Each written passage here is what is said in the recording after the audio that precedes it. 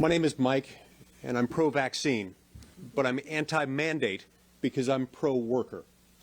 I also happen to be very strongly anti-legislation by executive order.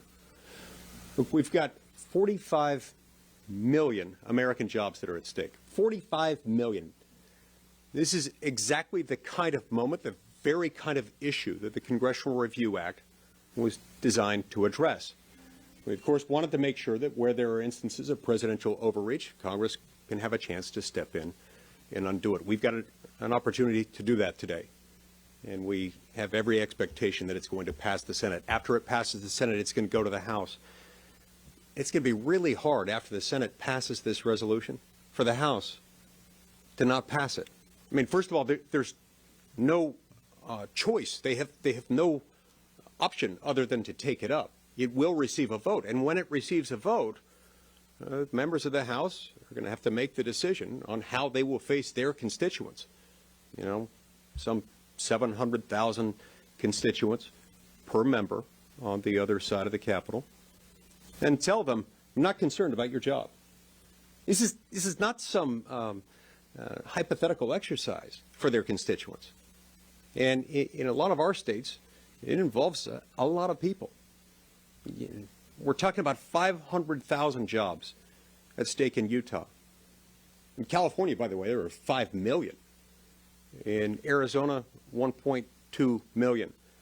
About 300,000 in West Virginia. But overall, we're talking about tens of millions, probably about 45 million jobs across the United States that could be affected by this, that are at stake, that are on the chopping block directly as a result of this. This isn't right. It's simply an immoral proposition.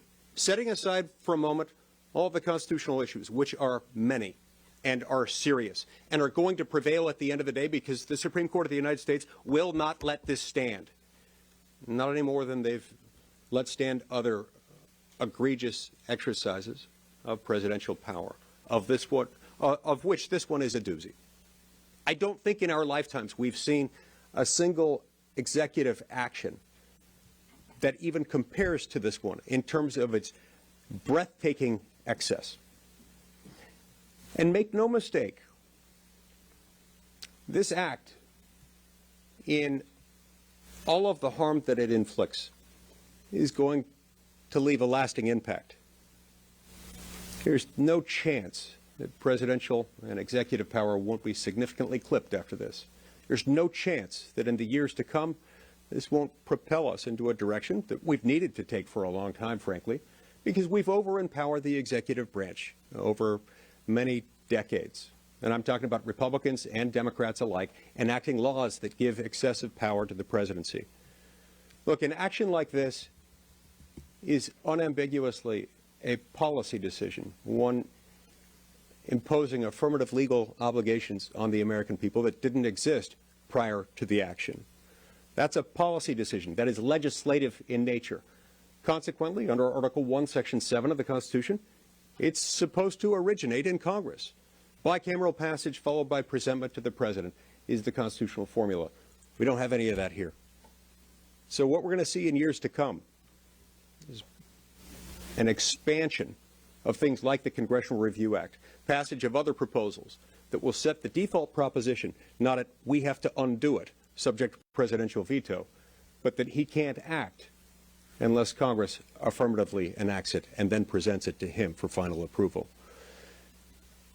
This is a moment where, separate and apart from all those constitutional issues, which are many and which are grave, the American people are counting on us.